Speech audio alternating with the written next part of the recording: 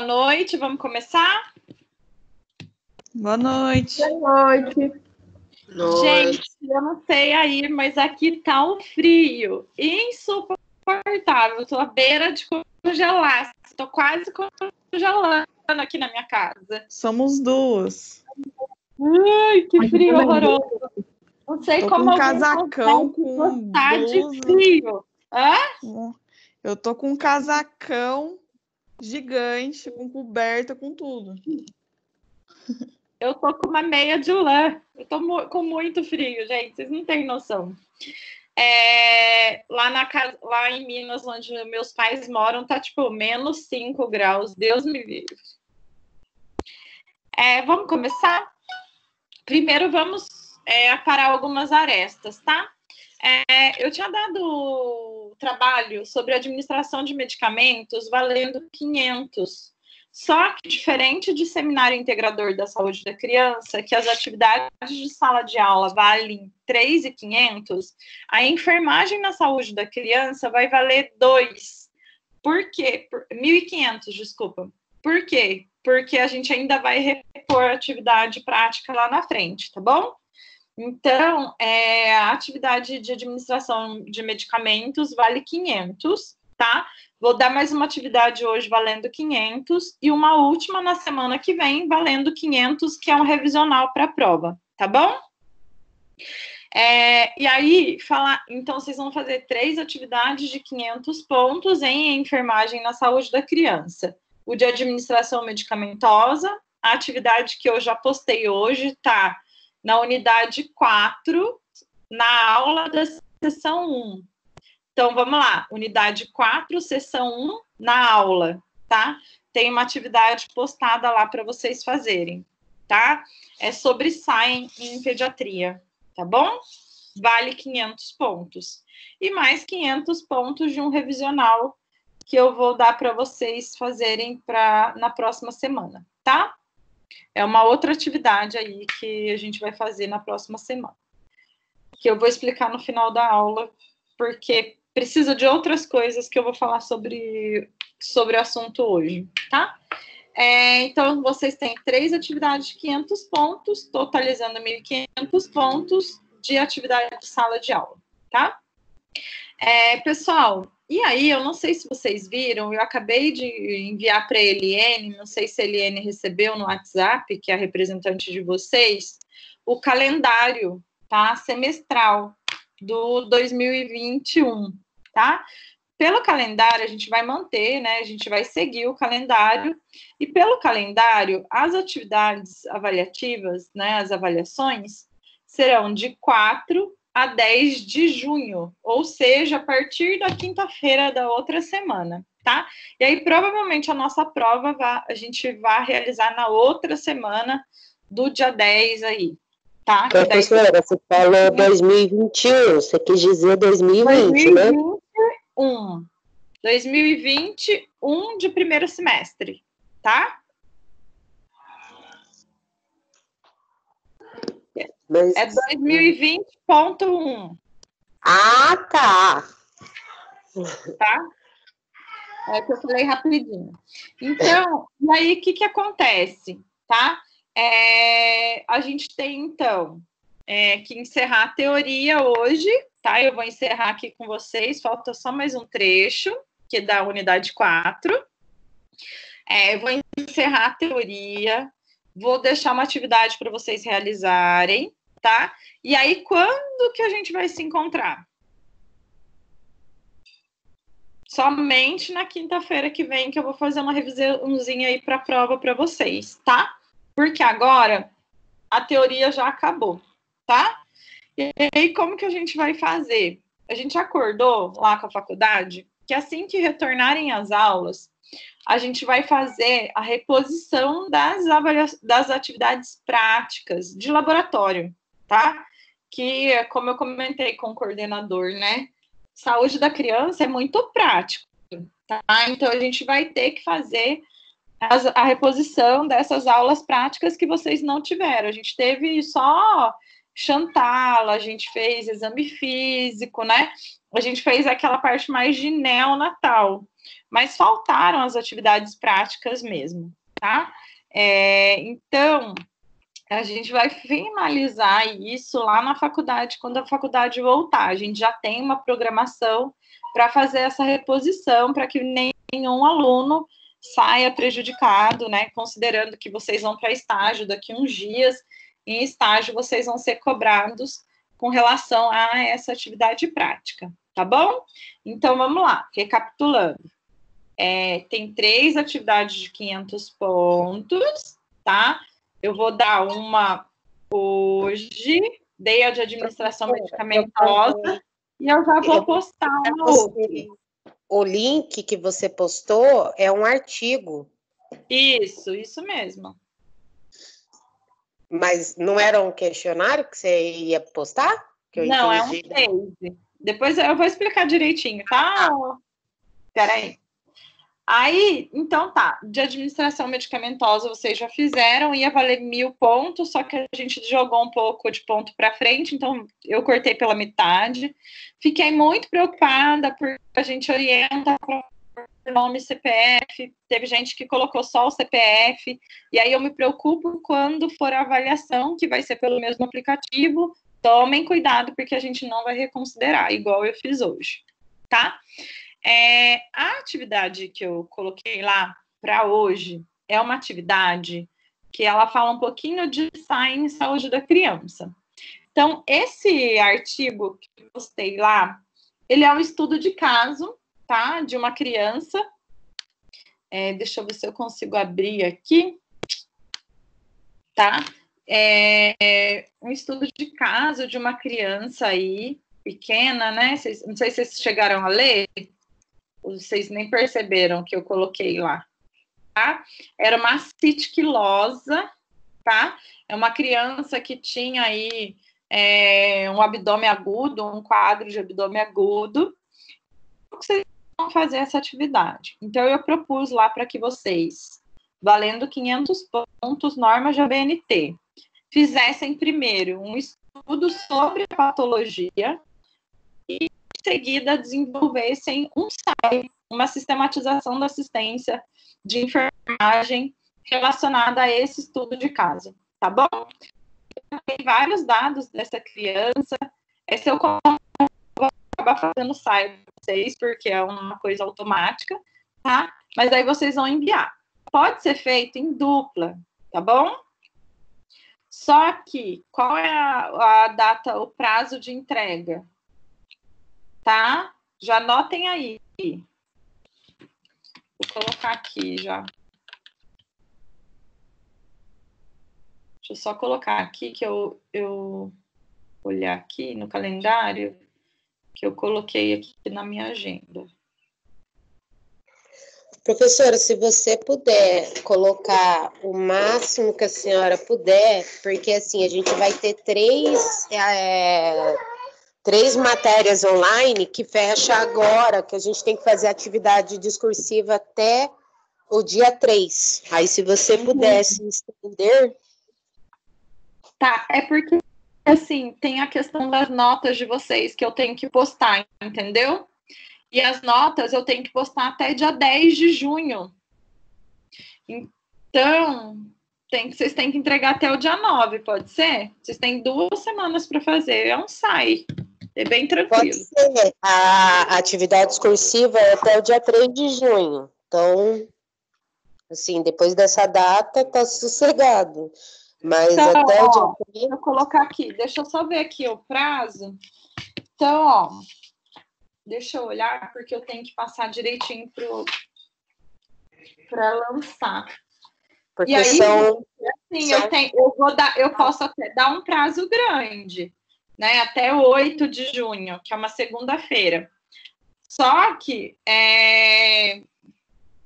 vocês têm que postar até esse dia, que daí no dia que chegar eu já vou postar nota, tá?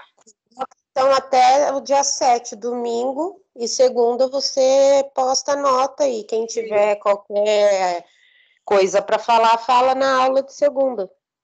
Então, combinado, tá bom? Então, ó, entrega do SAI até o dia 7 de junho. Então, o que vocês vão fazer nessa atividade? Vocês vão fazer o estudo da patologia. Então, assim, descrevam o que é a citiquilosa, tá? Que é o que essa criança tem, e já desenvolvem o SAI. Só que assim, eu quero um SAI no capricho, com evidência, com relação, tá? Com diagnóstico, resultado esperado, intervenção de enfermagem, tá? Bem caprichadinho, combinado? E em dupla, tá? Uhum. Valendo 500 pontos, certo? Certo. Por que tem que ser? Então, vai ter que ser até essa nota, porque vocês têm que ter um mínimo de pontos para o segundo bimestre, né? E aí eu tenho que ter postado para compor a nota de vocês, para ver se vocês fazem segunda chamada ou não, que já é na outra semana. Tá bom? Então, data de prova, vamos pensar aí, todo mundo, tá? As provas, elas deverão acontecer de 4 a 10 de junho, tá? Provavelmente a gente vai fazer uma prova aqui, ó. Deixa eu até olhar aqui. No dia 9, e eu acho que vai ter que ser uma no dia 8 e uma no dia 9, tá? Não pode ser 9 e 10? Eu posso ver aqui com o Everton, tá? Professora, outra coisa que me perguntaram aqui agora, no particular, é se pode ser feito sozinho. Pode, sem problema. Ok. Tá? Não tem problema, não. Só não pode de trio, tá? Ou é em dupla ou sozinho, combinado? E aí, aonde que vocês vão postar? Não pode 3, não pode? Não. Deixa eu só explicar. Só que essa vocês têm que postar lá no Minhas Mensagens, tá? No AVA. Não pode ser por e-mail. Porque como é atividade de sala de aula e compõe aqueles pontos lá, a gente tem que documentar no AVA, tá? Você então, pode fazer, então, uma coisa, professora, porque o pessoal tem muita dificuldade em achar a matéria. Você pode mandar um e-mail para a sala falando para responder nesse e-mail, porque aí é mais fácil de postar como resposta para você. Entendi. Eu coloco lá, então, mando mensagem para vocês, tá bom? Isso. Aí todo mundo recebe, todo mundo responde nele. Tá. Certo? Só tem um problema do Então, posso receber por e-mail? Né? Não. Então, tá bom. Então, fechado. Alguém resmungou alguma coisa bem baixinho que eu não escutei. Eu não vi. É em questão do conteúdo, dependendo de quanto que for o tamanho do texto da SAI, a gente não consegue colocar, porque tem um limite, né, de tamanho do arquivo. Não. Para vocês entregarem no Minhas Mensagens, vocês conseguem fazer no Word e colocar no anexo, igual vocês fazem no e-mail, tá bom? Mas eu tive essa dificuldade, eu não consegui. Eu tive que mandar parte do meu trabalho, de um trabalho, no Minhas Mensagens e parte por e-mail. Porque não consegui colocar lá por conta do tamanho do arquivo. Mas olha, geralmente, tá? No Word não fica muito pesado, não. O que fica difícil de postar lá é vídeo só, tá? Ou quando é algum conteúdo com muita imagem. Mas se acontecer, pode mandar por e-mail. Não, daí se acontecer, você avisa a Eliane, que a Eliane me avisa, combinado? Porque Tá se bom, eu não vir, eu peço assim, pensa que o prazo é curto, tá? Eu vou postar no dia que eu receber. E se eu não vejo, você fica sem nota, né, no e-mail, porque eu vi que teve situação aí que o e-mail não chegou. Então, eu prefiro que poste lá. Se tiver qualquer dificuldade, avisa a Eliane me avisa. Combinado, Eliane? Combinado todo mundo? Combinado. Ô, professora, pode ser só a resposta, em vez de colocar por exemplo, se alguém copiar todo o artigo e quiser fazer muito certinho, Pode ser só a resposta, por exemplo, da minha dupla, porque aí fica menor o conteúdo do... Não, mas não tem problema. Pode fazer no Word completinho, falar sobre a patologia e fazer o SAI. Não vai dar mais que 10 folhas. Então, a resposta tá tudo certinho. Tá bom? Não precisa postar o artigo, nada. Mais alguém? A prova vai ser estilo a primeira que a gente fez? Sim. Então tá, obrigada. Vai ser lá no Google Forms, igual as outras, tá bom? Tá bom, obrigada. Com 24 horas para responder, igualzinho foi a outra.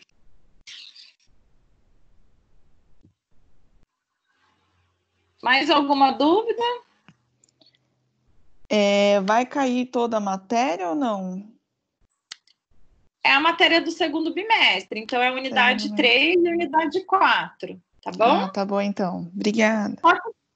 Claro, né? A gente acaba puxando coisa de lá de trás, porque a matéria é uma só, às vezes vem conteúdo de lá de trás, mas a gente fez no primeiro bimestre unidade 1 e 2, tá bom? Tá bom. Vocês estão conseguindo ver a minha tela? Não. Sim, eu tô vendo. Sim. Tá vendo o pezinho? Peraí, agora apareceu. Sim. Professora, teve um aluno que pediu para mim no particular, se você pode, não sei, fazer uma revisão em SAI, porque assim, a gente teve com a Areta. E aí a Areta, ela faz de uma forma mais complexa. Aí depois a gente teve uma pincelada com outro professor, e o outro professor via de outro jeito. Então, assim, mais ou menos só para a gente entender. Eu fiz uma revisão de SAI com vocês o ano passado. Só que muita gente não foi na aula. Não sei se vocês se lembram. Lembram? No final do ano. E foi muito boa. Tá? Eu vejo aqui, se der tempo hoje, eu ainda faço. Senão eu faço sei lá, outro dia aqui com vocês. Vou pensar aqui direitinho. Se você quiser postar um vídeo, sei lá, no YouTube mesmo. Pode ser também. Às vezes você já tem gravado, sei lá. Na verdade, eu acho que eu tenho uma aula de SAI gravada aqui já. Eu vou até olhar aqui, aí eu falo para vocês. Tá bom? Beleza. Então, gente, vamos lá. Ó, lá no AVA de vocês, eu tenho a unidade 4, a sessão 1. Tem a web aula, a aula, a pré e a pós-aula. Eu vou abrir aqui a web aula para conversar um pouquinho com vocês, mas ainda na sessão 1 já está lá, vou até abrir aqui, vou mostrar, postado, deixa eu só ver, tá meio ruim a minha internet aqui. Tá postado aqui, ó, SAI Saúde da Criança, vocês estão vendo? Sim. Essa é a atividade, tá bom? Que vocês têm para fazer. Para entregar no dia 7 de junho. Tá? Então, vamos finalizar aqui a nossa teoria, tá? A gente já falou bastante sobre o neonato, o paciente pediátrico e o adolescente, tá? Mas a gente vai finalizar aqui um pouquinho do adolescente para vocês, tá bom? Então, gente, a gente tem que lembrar, tá? Que os adolescentes, muitas vezes, eles têm uma sensação aí de maior vitalidade, de que eles têm uma saúde impecável e de que muitas vezes eles são inatingíveis, visto que, inclusive, nessa pandemia, os que menos estão respeitando aí a quarentena são os adolescentes, né? E, inclusive, eles não costumam visitar o médico com frequência, tá? E, desse modo, o enfermeiro, sempre que ele tiver a oportunidade, ele deverá fazer uma abordagem profissional com relação ao adolescente. Lembrando que o adolescente dificilmente buscará o serviço de saúde passivamente. Então, nessa faixa etária, a gente faz o que a gente chama de busca ativa. Os principais problemas que acometem os adolescentes são os acidentes, a violência, a gravidez precoce, o uso de álcool, drogas, em grande parte, estão associadas à baixa escolaridade e condições precárias de vida, muitas vezes em situação de rua. O enfermeiro ele tem que estar preparado para atender esse adolescente em diferentes situações. Inclusive, a gente sabe que tem muitos adolescentes, né, que vivem em estado de vulnerabilidade nessa situação de rua. E que muitas vezes eles, através da busca ativa, eles conseguem ser abordados pela equipe de enfermagem. Atualmente, gente, existem diversas formas de prevenir a gravidez, tá? Sendo que os hormônios são os mais utilizados e estão disponíveis nas formas de uso oral e injetável na atenção básica, tá? O enfermeiro, ele é o profissional que tem o primeiro contato com o adolescente, que é levado ou procura o serviço de saúde, tá? E é importante que, muitas vezes, esses adolescentes, quando eles buscarem esse serviço de saúde, a gente atente, oriente em consulta de enfermagem com relação ao risco de doenças sexualmente transmissíveis e à gravidez indesejada, tá? Na adolescência. Lembrando, gente, que muitos adolescentes lançam mão do uso da pílula do dia seguinte, tá? Porém, ela deve ser evitada, uma vez que a gente pode ter vários distúrbios hormonais, né? E desordens, como hemostasia corporal, tá? E lembrando, né, que quanto mais eles fazem a ingestão, menor a sua eficácia. E ela não vai prevenir o quê? As infecções sexualmente transmissíveis, né? Então, muita gente se preocupa mais com a gravidez indesejada do que com o risco de gravidez de infecção sexualmente transmissível, que é muito pior, tá? Eu fiz um trabalho num bairro aqui em São José dos Campos com os meus alunos do estágio da graduação em enfermagem e nós conseguimos atingir muitos adolescentes, tá? Com educação em saúde. Então, a gente fez um trabalho bem ativo na rede de atenção básica, nas escolas, nas igrejas, em algumas comunidades aqui de São José dos Campos. E interessante que, né, a gente fez isso em 2016 até 2019, e interessante é que hoje os adolescentes têm muita informação, né? Eles têm acesso à internet, em tablets, celulares, mas eles são carentes de informações que a gente julga necessária a essa faixa etária. Então, quando a gente fez o trabalho, eu fiquei muito assustada, porque muitos desconheciam algumas infecções sexualmente transmissíveis, muitos já haviam tido a relação sexual por volta dos 9, 10 anos de idade, e aí eu fiquei muito preocupada, né? Porque cada vez eles iniciam a vida sexual mais cedo, tá? E lembrando que a gente tem aí uma situação epidêmica, tá? No Brasil, de infecções sexualmente transmissíveis, tá? Em especial a sífilis, tá? E a sífilis, ela... a gente percebe muito quando vai uma mãe lá na nossa unidade de atenção básica realizar um pré-natal e a gente percebe que ela é positiva aí para sífilis, tá? Então, a gente tem que observar muito HIV, muita herpes genital, muitas hepatites B e C e muita gonorreia, tá? Quando a gente faz a coleta de exames preventivos, vocês vão perceber isso, tá? É raro a gente observar aí, tá? Um colo de útero normal, muito, muito raro.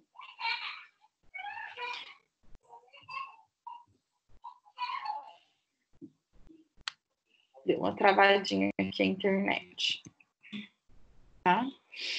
E aí, gente, lembrar, tá, que a gente tem várias manifestações da sífilis, tá? A sífilis, ela acontece quando, muitas vezes, eles não realizam aí o uso do preservativo, tá?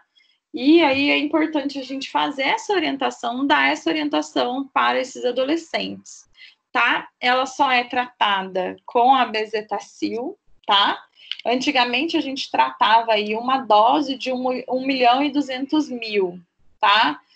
2 vezes e a gente tratava. Hoje a gente já faz a dose de ataque de 2.400.000, que são 2 injeções de bezetacil por 4 semanas, e às vezes a gente percebe que a sífilis ainda persiste. Por quê? Porque ela adquiriu uma certa resistência a antibiótico, né? Teve um caso, tá? Contar um casinho clínico para vocês, que eu estava com as minhas alunas fazendo coleta, e isso, cabe à ética, né, profissional, tá? De preventivo, e chegou uma mocinha bem novinha, e ela foi colher o preventivo e a gente percebeu que ela tinha algumas lesões pupilares, né? Tipo íris, então são aquelas lesões que elas são bem arredondadas e ao redor delas a gente percebe aí uma certa hiperemia, como se ela tivesse aí um limite, sabe? E essas lesões, elas estavam na região das nádegas, da coxa, né? Pegava todos os membros inferiores dessa paciente. E aí eu perguntei para ela, olha, você faz tempo que tem essas lesões? Ela, eu passei o final de semana, né, com a minha namorada, era uma jovem, então era um casal homo, tá? E ela falou, a gente acha que a gente foi picada por pernilongo. Mas quando eu me atentei, assim, olhei, observei bem, as lesões, elas eram bem características aí de sífilis. Ela tinha uma alteração importante do colo do útero também, tá? Então, era um colo do útero um pouco azulado. E aí eu perguntei a ela, né, se ela gostaria de fazer o teste rápido de sífilis, tá? E a gente percebeu aí, né, obteve um resultado positivo. Então, gente, ela já tinha as lesões na pele de sífilis. Então, quando a gente fala que tem esses tipos de lesões, a gente observa que é uma sífilis, assim, num grau um pouquinho mais avançado, tá? E aí a gente, de cara, já conseguiu dar início ao tratamento, tá? Outra doença que a gente vê muito é a gonorreia, tá? Que ela pode causar um prurido vaginal e anal mais intenso, tá? A herpes genital, a gente vê muito hoje em dia, tá? A herpes, a gente tem 111 tipos de herpes. Lembrando que o HPV é um tipo de herpes que mais causa o câncer do colo do útero. A gente tem no calendário vacinal hoje o início da vacina contra o HPV para as meninas a partir aí de 9 anos de idade e para os meninos a partir dos 11 anos. Por quê? Porque as crianças estão iniciando aí a vida ativa cada vez mais cedo, né? E o HPV, ele é contraído através do contato. Então, não é só via, né, sexual, mas no beijo, na troca, né, no uso, empréstimo aí, que acontece muito nos adolescentes, né, de roupas, tá, sejam íntimas, seja uma calça jeans. Então, assim, através do contato, ele pode ser transmitido, tá? Inclusive, eu falo que eu sou uma pessoa que eu compro roupa sem experimentar, porque eu não uso a roupa antes de lavar, tá? E aí a gente tem aí essa incidência alta de herpes, tá? O HPV, quando ele está em estágio aí mais avançado, né? Se ele não é tratado, ele pode causar o câncer do colo do útero, tá? Tem que fazer uma conificação local, né? Uma cirurgia para remoção, ou até tratamentos mais agressivos. A HIV, a gente tem aí essa presença grande ainda, como eu já falei, hepatite B e C, tá? E outros tipos de herpes, né, que a gente pode ter aí, que é a herpes genital, tá? Lembrando que o HPV é uma doença que a gente observa muito na adolescência, nessa faixa etária, tá? que ele pode acometer aí, muitas vezes, vagina, pênis, ânus e muitas vezes garganta, tá? Por quê? Porque os adolescentes, às vezes, assim como outras faixas etárias, fazem aí o sexo oral, né? Sexo anal, então a gente percebe aí a presença do herpes nessas regiões, tá? E aí é interessante, tá? A gente lembrar que o preservativo é o método mais eficaz de prevenção à infecção sexualmente transmissível, tá? Ele é a medida de prevenção que tem o menor custo, tá? Então, assim, ele tem uma disponibilidade fácil, um fácil acesso, tá? Ele é distribuído em grande quantidade aí na rede de atenção básica. Então, a gente tem que lembrar, tá, gente, que muitas vezes os adolescentes, né, até os próprios adultos mesmo, eles nos procuram lá na unidade básica de saúde para pensar em planejamento familiar, né, em prevenção, muitas vezes de gravidez indesejada.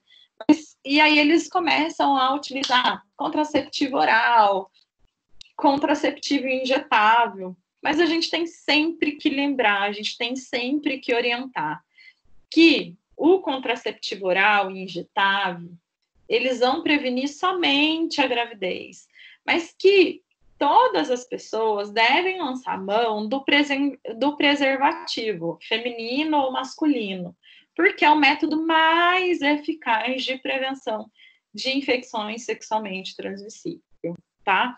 A gente tem vários casos de parceiros vitalícios, né, de pessoas que tinham aí uma vida toda com um determinado parceiro e que, de repente, chega lá com uma infecção sexualmente transmissível, né? O que eu falo muito para os pacientes que é que a gente nunca deve confiar 100% no outro, porque nós somos seres humanos e nós podemos errar, tá? E lembrar, orientar muito esses jovens, né? Outra coisa que a gente orienta muito com relação à prevenção de infecção sexualmente transmissível é evitar ter múltiplos parceiros, né? E isso ainda acontece aí. Lembrando que a abordagem, tá? Relacionada a esse adolescente, ela deve ser muito natural, tá?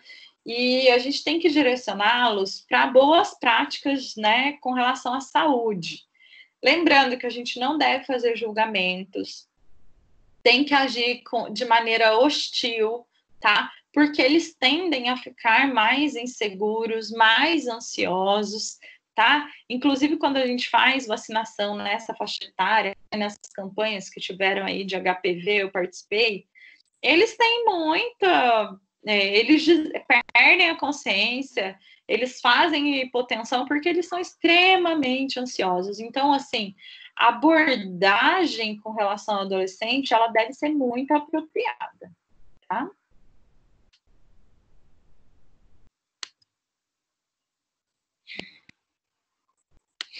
E aí, partindo para a sessão 2, tá? Vou falar um pouquinho, colocar aqui um pouquinho a web aula, para ajudar e direcionar vocês com relação aí aos estudos, tá?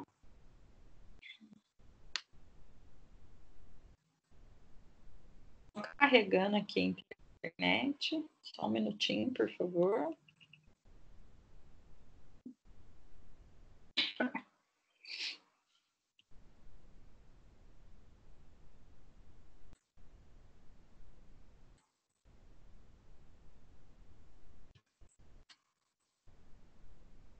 Aí a gente vai pensar um pouquinho, né? Quando a gente pensa em emergência pediátrica, tudo que a gente já conversou um pouquinho, vocês inclusive gravaram aqueles vídeos que ficaram muito bons. A gente tem que lembrar que em situações de emergências pediátricas a gente tem que prevenir o quê? Evitar o quê? Complicações e óbitos na criança, tá? E a gente sabe, né, que as principais emergências em saúde da criança, tá? Finalizando aí unidades de 4 do nosso AVA, tá? As principais situações são respiratórias, então a gente tem aí um índice alto de asma, bronquiolite, neurológicas, que são as convulsões, as quedas, queimaduras e hemorragias, tá? Agora, nessa pandemia, a gente sabe que a gente teve um aumento importante da violência doméstica, um aumento importante dos acidentes domésticos, né? E lembrando que a emergência mais crítica, ela sempre vai ser a parada cardiorrespiratória, tá? Então, aqui na galeria de vocês vão ver os vários tipos de emergências, tá? Então, dentro de respiratória, a gente tem a asma, a bronquiolite, as neurológicas, tá? Entre outras, tá? E a gente já tinha até, inclusive, falado um pouquinho outro dia, tá? Então, lembrando que a gente tem, dentro de emergências pediátricas, o suporte básico e avançado de vida, tá? Lembrando que o suporte básico é aquele que a gente vai prestar lá no ambiente extra-hospitalar, tá? E dentro do ambiente extra-hospitalar, a gente tem uma cadeia que a gente segue, né? Então, qual é a cadeia? Então, sempre acionar, pedir ajuda, começar a reanimação, utilizar o desfibrilador automático, se necessário, fazer uma remoção segura do paciente para o ambiente hospitalar e fazer depois, né, um suporte avançado e prestar todos os cuidados pós-parada cardiorrespiratória ao paciente, tá? Lembrando, tá, que a gente deve, sim, dentro do ambiente intra-hospitalar, elencar aí um item, tá? Um fator antes de tudo isso, tá? Então, se vocês observarem aqui, eu tenho pedir ajuda, dar início a RCP imediata, rápida desfibrilação, serviços médicos básicos e avançados e o suporte de vida e cuidados pós-parada. Isso no ambiente extra-hospitalar, tá? No intra-hospitalar, observem qual é a diferença, qual é a grande diferença? É essa lupa aqui, tá? Essa lupa, ela fala do quê, gente? Ela fala de vigilância e prevenção. Então, a gente sempre fala que todo paciente, tá? Que ele vai entrar em alguma parada cardiorrespiratória, ele teve pelo menos algum sinal de deterioração clínica. E quando eu falo em deterioração clínica, eu falo sobre alguma alteração de sinais vitais importantes, tá? Então, a gente sabe que a gente pode ligar aí o código amarelo e o código azul. Dentro de deterioração clínica, a gente tem que lembrar que o código amarelo é o código em que a gente liga um start em que o paciente ele está entrando em alguma situação de deterioração clínica. Então, ele apresentou uma alteração de pressão arterial, alguma alteração de temperatura, de frequência respiratória, frequência cardíaca, de saturação de oxigênio, ou até mesmo algum sinal de dor. E a dor a gente sabe que é o nosso quinto sinal vital, tá? Então, lembrando que, por que eu tenho vigilância e prevenção aqui, né? É um dos itens mais importantes da prevenção da parada cardiorrespiratória intra-hospitalar. Por quê? Porque se o paciente ele dá algum sinal, tá? Então, ele deu algum sinal de deterioração clínica, ele tem alguma alteração de sinais vitais. Isso é preconizado pela Sociedade Americana de Cardiologia, em que o médico preste um cuidado, faça uma avaliação para aquele paciente em até 30 minutos. Isso é o que a gente chama de código amarelo. O código azul é que em até 5 minutos o médico tem que fazer a avaliação do paciente. E aí é um paciente que tem uma deterioração clínica importante e já está aí evoluindo para uma parada cardiorrespiratória. E aí a gente lembra qual é a diferença, então, do ambiente intra e o extra-hospitalar. É que no intra-hospitalar a gente consegue fazer a vigilância adequada daquele paciente e a gente consegue, sim, prevenir a parada cardiorrespiratória daquele paciente.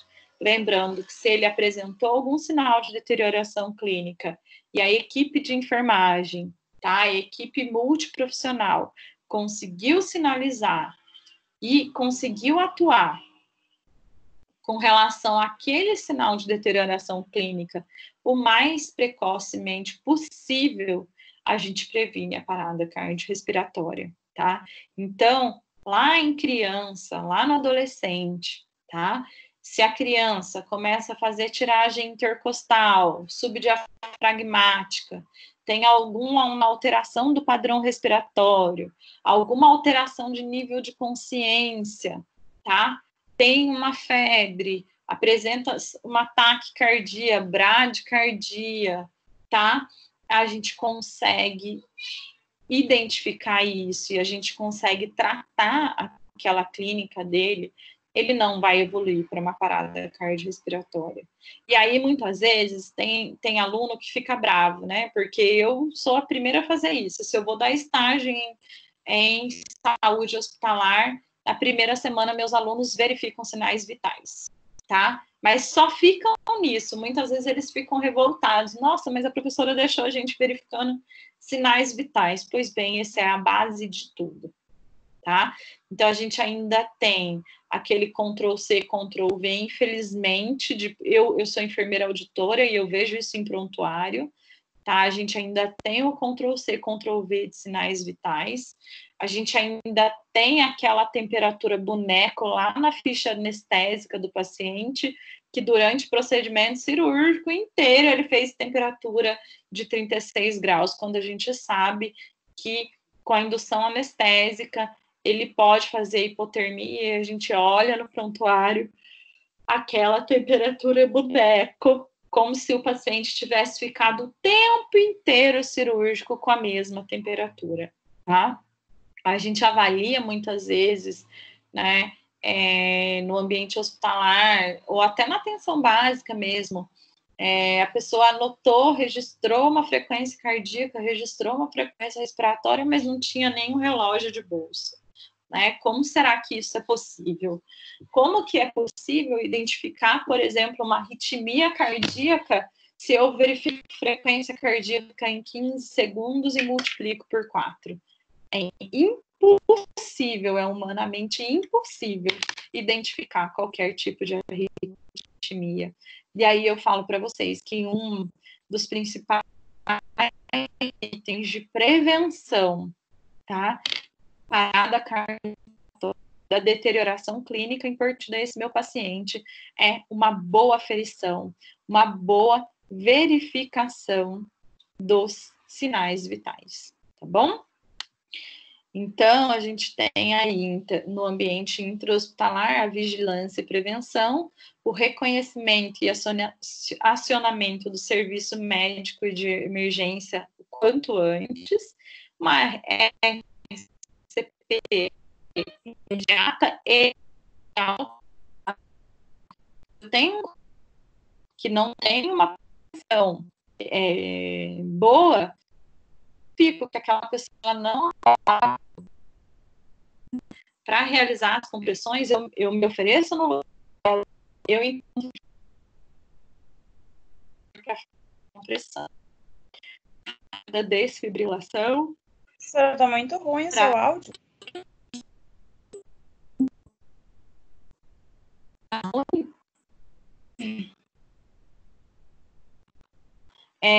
Todo paciente, quando tem aí uma parada cardiorrespiratória, a gente tem que lembrar de prestar um bom atendimento pós-parada. Melhorou? Melhorou sim. Obrigada. Eu cheguei mais perto. Isso aí, gente, Queria lembrar que em pediatria, tá, eu saliento isso sempre, a gente tem aí uma importante intercorrência, que é o engasgo, tá? E reverter o engasgo, ele é muito fácil, tá? Então, para aquelas crianças maiores de 2 anos, a gente consegue fazer a manobra de Heimlich muito tranquilamente, com a criança em pé, tá? Ou sentada. E na criança menor de 2 anos, a gente consegue, sim, tranquilamente fazer a manobra, apoiando a criança em nosso antebraço e o nosso antebraço em cima da nossa coxa, tá? Conforme vocês apresentaram aí no vídeo de vocês, mas eu reforço aqui nessa imagem. Então, nós devemos colocar a criança na posição dorsal, com a cabeça levemente inclinada para baixo, e a gente vai realizar 5 golpes suaves, porém bem firmes, entre as escápulas, e depois a gente coloca a criança delicadamente na posição ventral, e aí a gente vai fazer aí entre a linha mamilar 5 compressões. E a cada ciclo desse a gente reavalia a criança.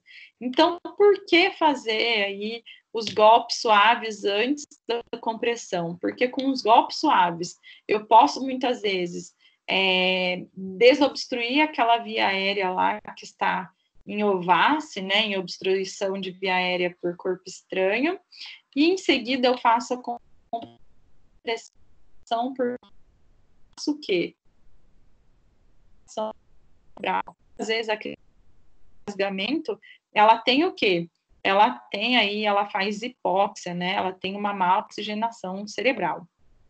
E lembrando, gente, isso é muito importante observar que o sinal universal de engasgo é o quê? É a mão no pescoço, né? Então, muitas vezes, quando a gente engasga, o que a gente faz de imediato? Mão no pescoço. E muitas vezes a gente consegue observar isso em crianças e adultos, tá? Lembrando que a criança fez uma OVACE, tá? Ela fez o engasgamento, você conseguiu reverter. Ainda assim, a gente tem aí, tá? Que encaminhar aquela criança para um serviço hospitalar, tá? Por quê? Para a gente avaliar e fazer o cuidado pós-OVACE ou pós-parada adequado, tá? Lembrando, gente, que a gente tem o pronto-socorro infantil, a gente tem aí a classificação do protocolo de Manchester, tá? Mas a gente nunca vai chegar no azul aqui do protocolo de Manchester com criança, tá? Com criança, a gente vai no máximo até o amarelo. Então, dentro da escala da classificação de risco, conhecido como protocolo de Manchester, o vermelho, né, o protocolo vermelho de classificação de risco é 0, então a gente tem uma emergência de atendimento, no laranja em 10 minutos, que é muito urgente, 60 amarelo urgente, 120 verde pouco urgente e azul 240 minutos para atendimento não urgente. Mas aí eu falo para vocês, e aí com muita experiência que eu tenho em pediatria, que a criança, ela piora e melhora na mesma velocidade. Muito rápido, tá? Então, a gente muitas vezes tem uma criança lá que foi avaliada em 240 minutos, mas a gente não vai esperar tudo isso para atendê-la. Por quê? Porque a criança deteriora muito rapidamente, tá? Então, gente, a gente tem que considerar que criança eu tenho essas 5 cores? Sim. Mas vou utilizar 5 cores? Preferencialmente, não. Ah, é um pronto-socorro muito cheio, extremamente cheio. Ok, mas se não é um pronto-socorro muito cheio, ou se é cheio, eu tenho que tentar reorganizar para que pelo menos o enfermeiro avalie a criança aí nos primeiros 10 minutos de admissão da mesma, tá? Ela pode até não passar pelo médico em 240 minutos, mas o enfermeiro, ele precisa ficar atento à criança sempre que ela dá entrada num pronto-socorro, tá? E aí, o que é avaliado como vermelho? Então, é uma ovácea, é um choque, é uma convulsão, é uma criança não responsível, tá? No laranja, é uma grande hemorragia, uma alteração do estado de consciência, uma criança muito quente, um adulto muito severo. Amarelo,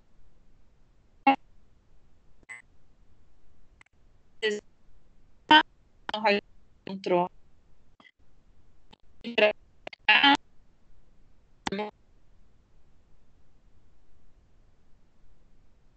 de febril, uma dor menor do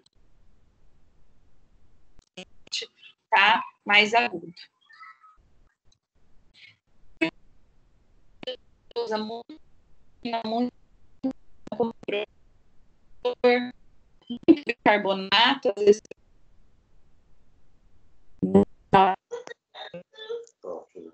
Professora, eu não sei se é o meu, mas está cortando a sua voz.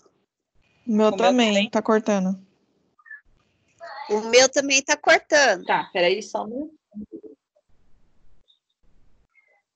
Tem alguma coisa Isso mesmo, dando gente, interferência.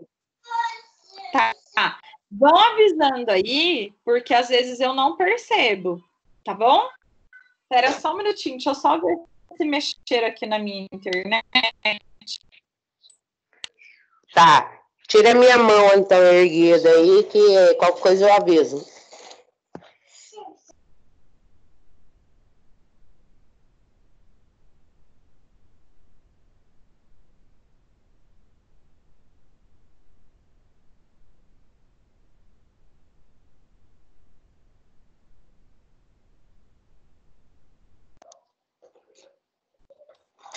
Já tirei a mão, já, professora. Oi? Você estava sem áudio. Aham. Agora voltou. Qual coisa eu levanto a mãozinha. Tá bom. Eu tirei o áudio para eu poder mexer aqui. Mas tudo bem, tá?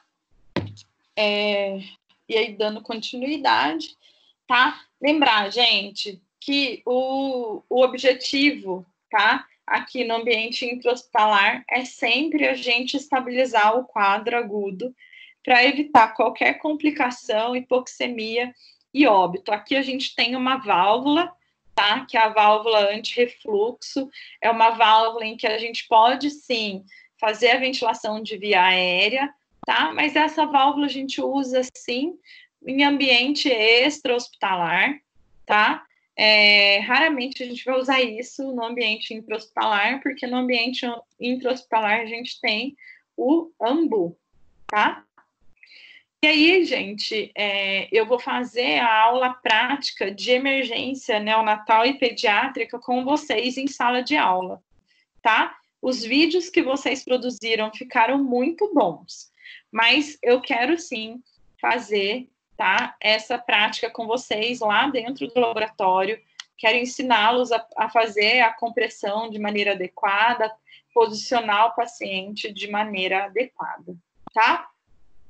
Aqui, para finalizar, tá, a unidade 4, tá? A gente tem que lembrar que a gente tem, sim, muitos eventos adversos relacionados aqui no Brasil, tá? Ao cuidado da saúde, mas eles muitas vezes acontecem com crianças que muitas vezes não conseguem se expressar, não conseguem aí participar do cuidado, tá? Porque o sujeito maior do cuidado é o paciente, né?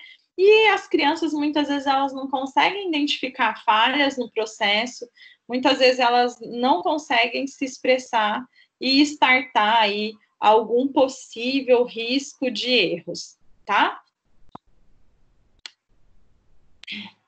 Então, lembrando que a assistência à criança, tá? Ela é muito complexa, lembrando aí, né, das medicações, dos cálculos de medicamentos que são muito presentes em pediatria e que muitas vezes é a partir de um cálculo errado que a gente faz uma administração medicamentosa inadequada, incorreta e oferecendo risco àquela criança, tá? Quando vocês realizaram as atividades lá, né, os exercícios de administração medicamentosa, eu particularmente fiquei muito feliz, porque eu pude observar que foram poucos erros, tá, com relação à administração medicamentosa.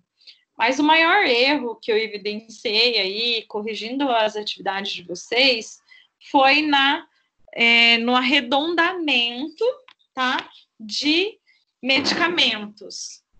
Então, a criança, ela tem um peso muito peculiar, né? Vocês vão muitas vezes se deparar com neonatos de 500 gramas, de 1 quilo, 2 quilos, em que se a gente colocar 3 décimos a mais, né, 0,3 ml a mais, a gente pode aí oferecer um risco à vida dessa criança, desse neonato, tá? Então, lembrando que eu vi lá alguns cálculos, quanto que vocês devem aspirar? Em alguns cálculos davam tipo 2,4, teve um cálculo que deu 4,8, 2,8, em que vocês arredondaram. Mas é uma coisa que eu consigo aspirar na seringa? Sim, 2,8 eu consigo aspirar? Consigo aspirar. 0,2, 0,1 eu consigo aspirar? Consigo. Por que arredondar?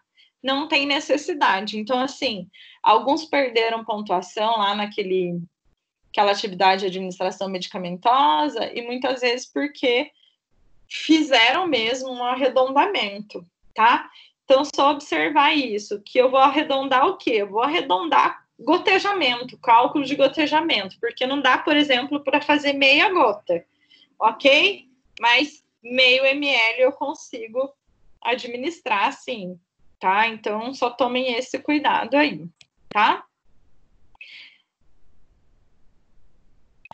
E aí, lembrando, né, que a gente tem políticas públicas relacionadas à segurança do paciente, a gente tem a Joint Commission, a gente tem algumas acreditações hospitalares, nós temos o Conselho Regional de Enfermagem, Federal de Enfermagem, nós temos o Plano Nacional de Segurança do Paciente, nós temos o Instituto Brasileiro de Segurança do Paciente, além de outros órgãos que trabalham muito, brigam muito, levantam muito a bandeira da segurança do paciente, tá? E por que ser diferente em pediatria, né?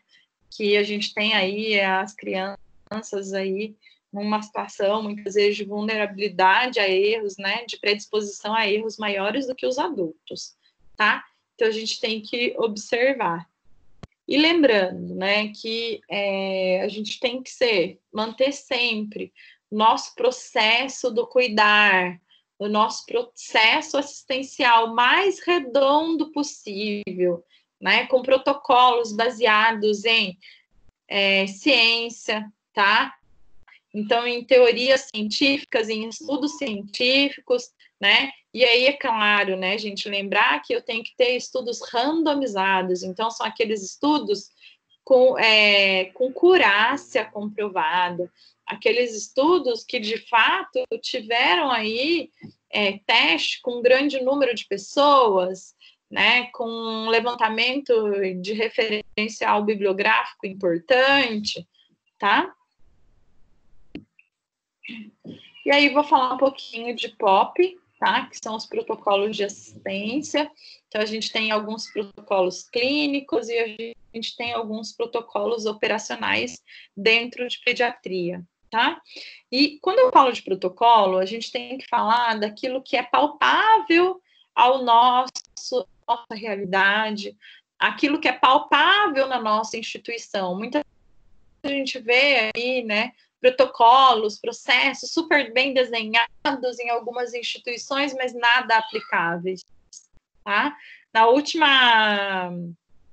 No último curso que eu fiz da ONA, tá? Da Organização Nacional de Acreditação, eles falaram muito sobre esses protocolos que nós, muitas vezes, né, enfermeiros, geralmente nós em que elaboramos esses protocolos, que muitas vezes são muito gigantes, muito bem escritos, com referenciais teóricos muito bons, mas com uma dificuldade na aplicação, né? E eles mencionavam muito, lá nesse curso que eu fiz, sobre a importância da gente manter os protocolos escritos, mas desenhar bem escritos, né, para embasamento científico, mas também com mapas de processo bem desenhados, tá? Então, eu tenho um protocolo gigante aí sobre, por exemplo, dor torácica, tá? E o que esse protocolo refere, né? Será que realmente aquelas pessoas que estão lá na linha de frente, lá nas ler 100 páginas daquele protocolo? Ou será que eu, enquanto gestor da unidade, eu consigo mapear aquele protocolo, dar um fluxograma e muitas vezes capacitar a equipe técnica na execução daquele protocolo, né? Então, o que eu quero afirmar para vocês? Que não adianta ter protocolos muito bem escritos, protocolos muito grandes em que a gente sabe que a aplicação muitas vezes fica comprometida, tá? Então, quando a gente fala de protocolo clínico, de protocolo de processo, a gente tem que lembrar aí que eles vão dar diretrizes profissionais, que eles vão dar aí suporte, eles vão ser norteadores para que essas equipes façam a atuação de maneira adequada, tá? E aí, qual que é a diferença entre POP e protocolo clínico, tá? Vou dar um exemplo muito claro, tá? Eu tenho na minha instituição, por exemplo, alguns protocolos clínicos que eu embasei, que eu elaborei, baseando nas principais patologias, baseando nas principais comorbidades, patologias que eu tenho na minha instituição, tá? E aí é o que a gente chama de protocolo clínico. Como que eu desenho, por exemplo, um protocolo clínico? Vamos pensar lá na minha pediatria, tá? Então, eu sou enfermeira, trabalho numa unidade de internação pediátrica, e eu sei que a cirurgia que mais acontece lá na minha pediatria é a apendicectomia, certo? E aí, enquanto enfermeira, eu tenho que pensar, opa, se eu tô tendo muita apendicectomia, tá? Eu já tenho aí um traçado de perfil dos meus clientes, ok? Então, os meus clientes cirúrgicos, a maioria deles fazem aí apendicectomia. Então, eu quero preparar a minha equipe para atender pacientes com apendicectomia, que é o meu principal perfil. Aí, o que eu vou fazer? Eu vou fazer um protocolo clínico. Nesse protocolo clínico, eu vou elaborar o que eu quero de processo, tá? Como que eu vou realizar o início, o meio e o fim, tá?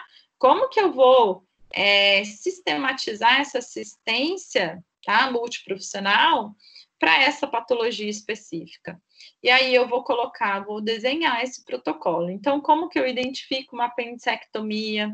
Se a criança tem sinais de apendicectomia, eu tenho que ligar para a cirurgia geral, essa criança vai ser encaminhada para um ultrassom. Se for apendicite, né? Se eu identifiquei essa apendicite, essa criança vai ser encaminhada para apendicectomia. Como que vai ser o preparo para apendicectomia? Quais são os cuidados no pós-operatório de apendicectomia? Tá? Então, eu desenhei um protocolo clínico para aquele procedimento específico. Ou, por exemplo, é um pronto atendimento pediátrico, tá?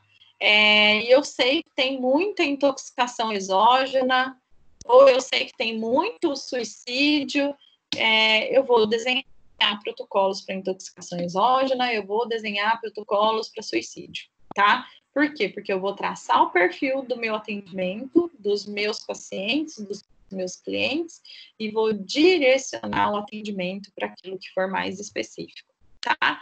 Já no POP, que é um protocolo, um procedimento operacional padronizado. Então, eu vou padronizar, igual a batatinha do McDonald's, o meu atendimento, né? Então, todo paciente que der entrada no hospital, ele será admitido do mesmo jeito, o processo de alta vai ser o mesmo, o processo de encaminhamento do corpo para o óbito vai ser o mesmo. Então, o protocolo operacional padrão é aquele protocolo aí geral, né? Que eu vou ter aí como padrão para qualquer paciente para os mesmos procedimentos, tá? Então, essa é a grande diferença entre protocolo clínico e procedimento operacional padrão, tá? Lembrando que se eu tenho um bom protocolo clínico escrito, se os meus procedimentos operacionais padrão são bem elaborados no meu hospital, são bem implantados, se eu tenho uma equipe bem capacitada, bem treinada, em que todas as pessoas falam a mesma língua, em que todas as pessoas prestam assistência da mesma maneira, se todo mundo passa o catéter central do mesmo jeito, passa o PIC do mesmo jeito, fazem o cateterismo vesical de demora do mesmo jeito, a gente tem menos gap do processo, a gente tem menos lacuna no processo e a gente com certeza expõe o paciente a menos riscos de eventos adversos, tá? E aí a gente tem também como consequência uma boa gestão da qualidade, tá? Como que eu faço essa gestão da qualidade da assistência em pediatria? Tá? Gente, lembrar que o primeiro termômetro nosso é o quê? São os nossos indicadores de eventos adversos, são os nossos indicadores de resultados, tá? E o enfermeiro, ele não trabalha com estatística,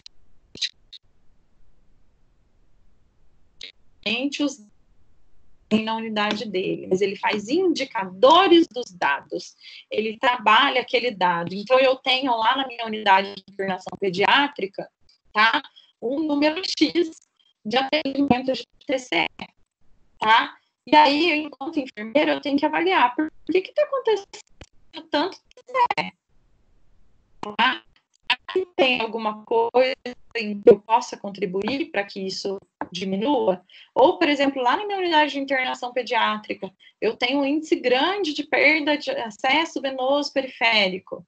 Eu vi que eu tive 80 no mês passado, esse mês eu tive 100, eu tive aí 20 a mais, eu preciso trabalhar, aí eu preciso desenvolver um plano de ação para combater aí essa perda da acidente, aliás, do acesso periférico, né, acesso venoso periférico. Então, a gente tem que trabalhar, o enfermeiro, ele é um grande gestor de qualidade sempre, em todo o serviço de qualidade, seja ele hospitalar, seja ele em saúde coletiva, tá? No âmbito da saúde como um todo, a gente tem enfermeiros bem atuantes, porque o enfermeiro, muitas vezes, ele elabora os processos, ele elabora os protocolos, ele capacita a sua equipe, e é ele que faz a gestão da qualidade, é ele que faz a gestão desses indicadores para garantir o melhor desfecho clínico possível para o paciente. A gente tem lá, antes de Cristo, Hipócrates, que é um cara que foi o pai da medicina, ele já falava, repetia sempre a mesma frase, que é primum non nocere, que é primeiro causando, tá? Então, a gente tem que pensar que se aquela mãe procurou o nosso serviço, ela quer o quê? Que aquela criança tenha seu problema de saúde resolvido, tá? Que ela foi buscar o quê? Uma assistência de qualidade. E se aquela criança cai, bate a cabeça dentro da nossa de internação, faz um TCE, ou se aquela criança que veio aí com um furo, com um corte no pé, perde o acesso, faz uma flebite, faz uma trombose, é um dano muito maior do que aquele que ela entrou, aquilo não vai gerar nenhum tipo de satisfação àquela mãe, e muito pelo contrário, a gente pode ter aí medidas administrativas e jurídicas cabíveis àquela situação, tá? Então, lembrar que mensurar, tá, a qualidade do nosso atendimento é algo importante, A gente tem que ter indicadores de infecção, nós temos que ter indicadores que referem um tipo, um número de infecção na nossa instituição, tá? Para a gente desenhar aí um plano de ação e de prevenção a esses tipos de infecção, tá? Então, a gente tem que sempre pensar que em pediatria a gente tem risco de broncoaspiração, a gente tem risco de queda, a gente tem risco de dano por terapia intravenosa, tá? Lembrando que estabelecer uma rede venosa calibrosa em criança é um pouco mais difícil, tá? Que em criança a gente pode ter, sim, uma maior quantidade de infiltração de medicamentos irritantes e vesicantes, mas que isso deve ser prevenido. Por quem? Pelo enfermeiro da linha, né? Então, promover aí o engajamento de toda a linha de cuidado, ter uma sequência, uma estratégia lógica e bem desenhada dos fluxos de atendimento, seja no pronto atendimento pediátrico, na unidade de internação pediátrica ou na UTI pediátrica, tá? Lembrar que em cada setor em que a criança é transferida, a gente tem que realizar a transferência de cuidados, né? Fazer um bom scrub, fazer uma passagem de plantão por escrito e pessoal bem feita para que a gente consiga aí ter um bom desfecho clínico do processo de cuidar dessa criança, tá? E lembrando que em pediatria a gente tem sempre que manter o processo de enfermagem de maneira adequada, realizar uma assistência de enfermagem sistematizada.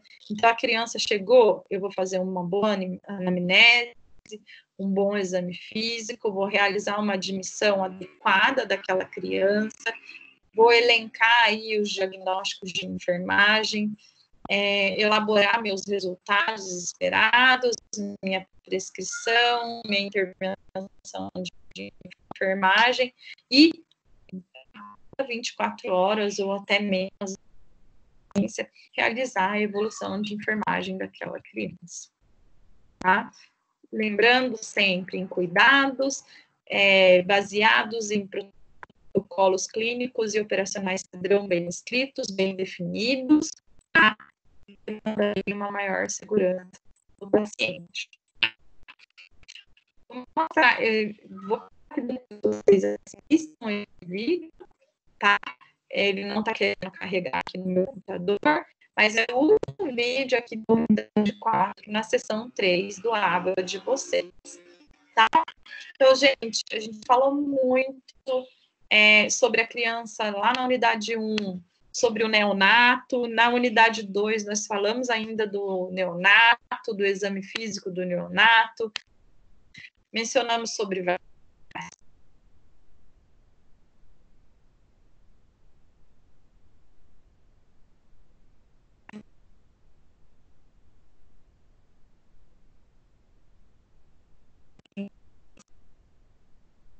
Eu não estou ouvindo, professora. A professora está cortando.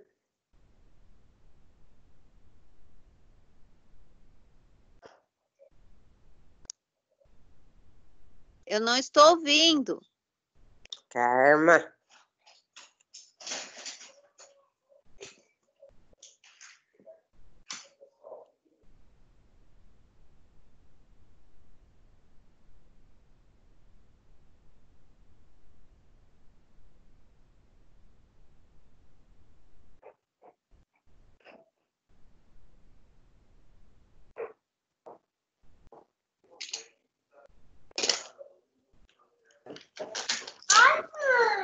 Professor, o seu parou de falar na unidade, quando você estava explicando do neonato da unidade 2.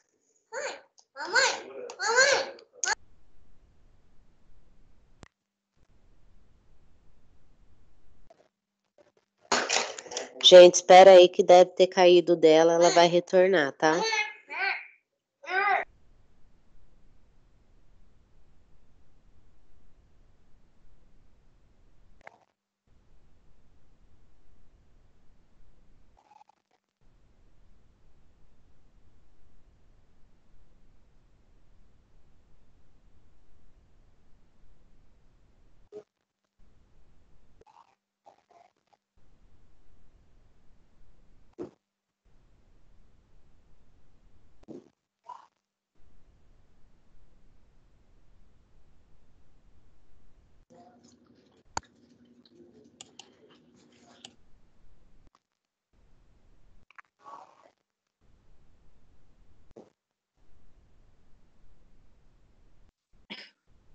Pessoal, minha internet caiu. Vocês estão conseguindo me ouvir? Agora sim. Agora sim. Ah, que coisa. Mas foi bom que caiu só no final, ainda bem. Então, assim, a gente fez aí um apanhado geral em pediatria, tá? Eu gostaria aí muito de ter ido com vocês aos laboratórios, tá? Porque tem muita coisa de pediatria que a gente aprende melhor na prática mesmo, mas não faltarão oportunidades, a gente vai até o laboratório, tá?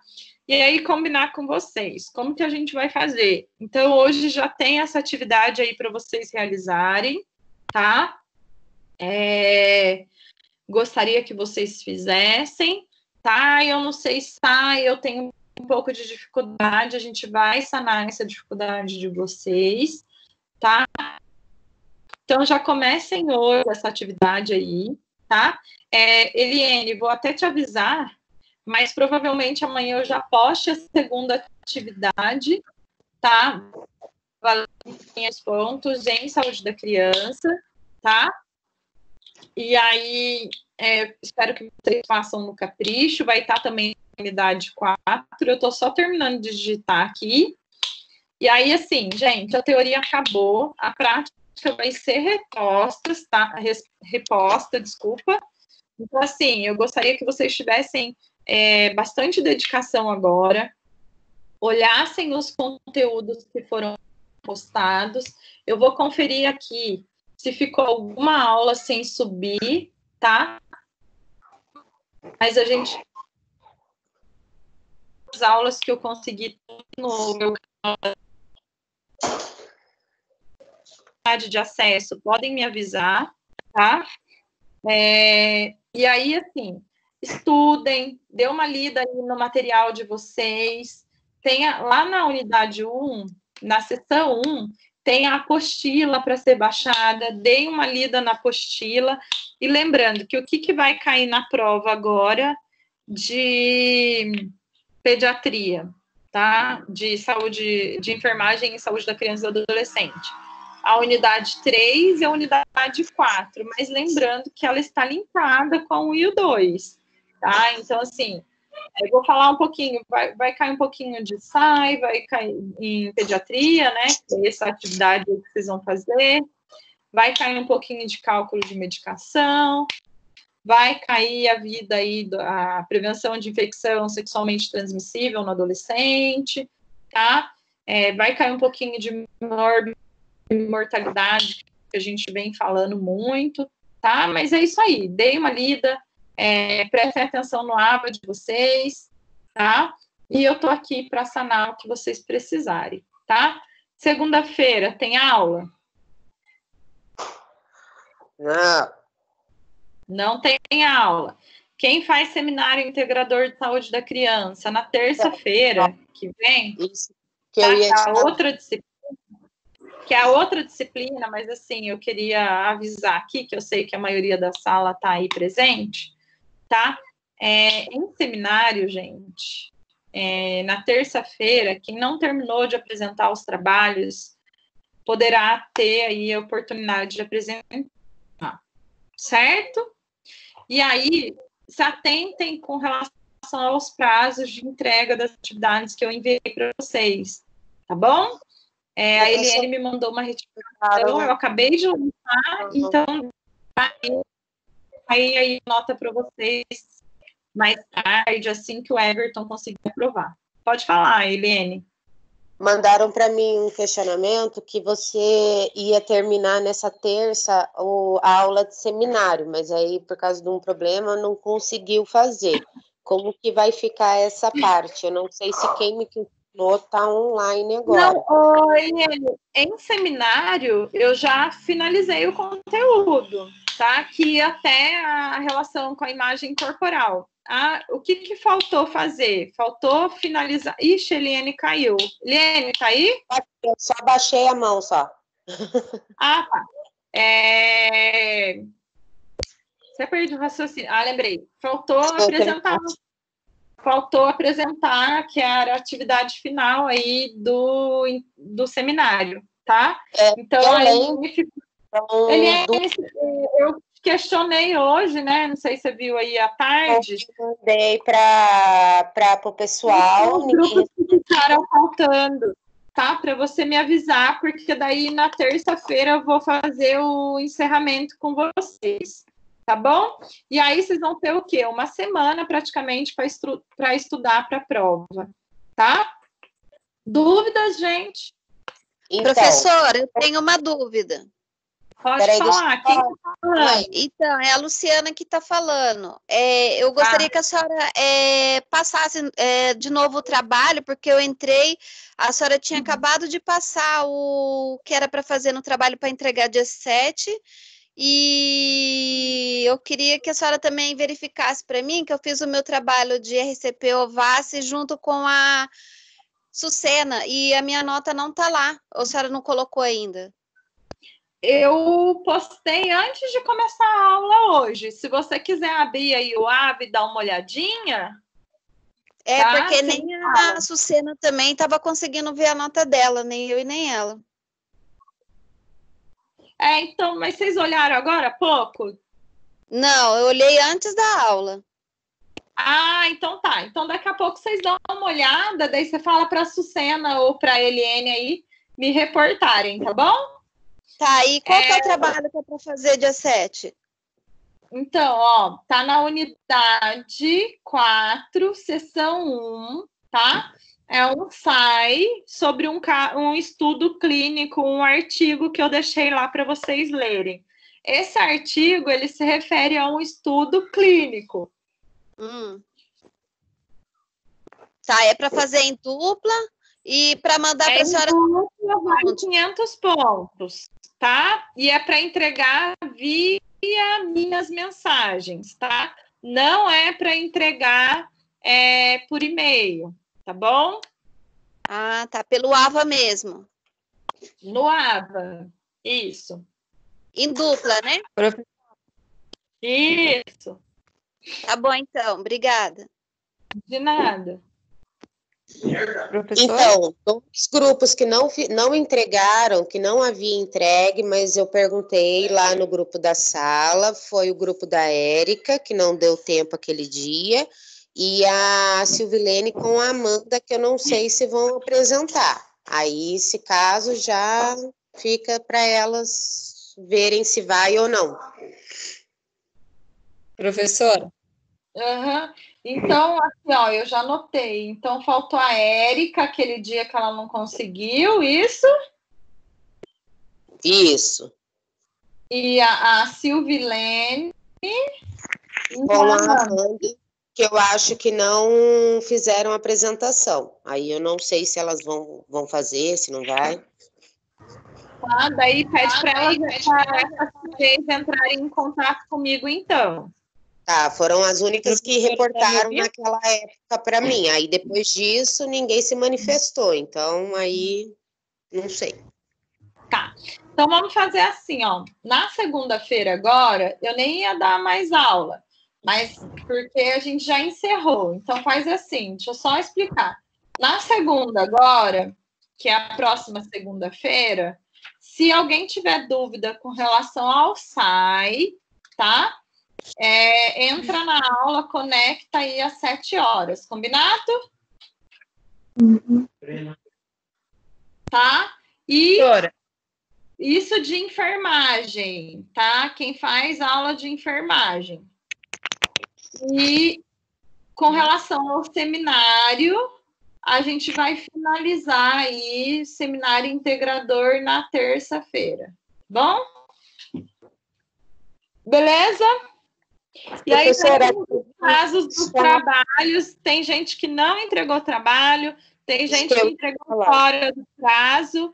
A Eliane me mandou as retificações, eu, inclusive, estava mexendo aqui antes de começar a aula. O que tem de retificação que a Eliane me mandou, eu já estou postando, tá? Se alguém tiver algum problema com relação à nota, reporte para a Eliane me reporta, tá? Lembrando que tem gente que não entregou dentro do prazo, pediu retificação e eu não retifiquei e eu não vou retificar.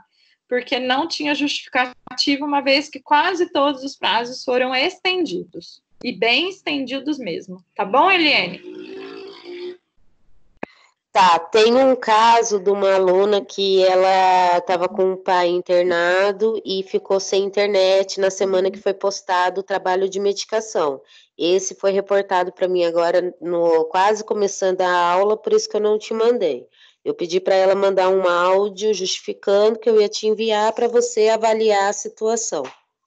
Tá bom, daí eu falo com o professor Everton, o coordenador, e peço a autorização dele, caso ela tenha que fazer alguma reposição. Lembrando que isso tem que estar bem justificado, tá bom? Ok.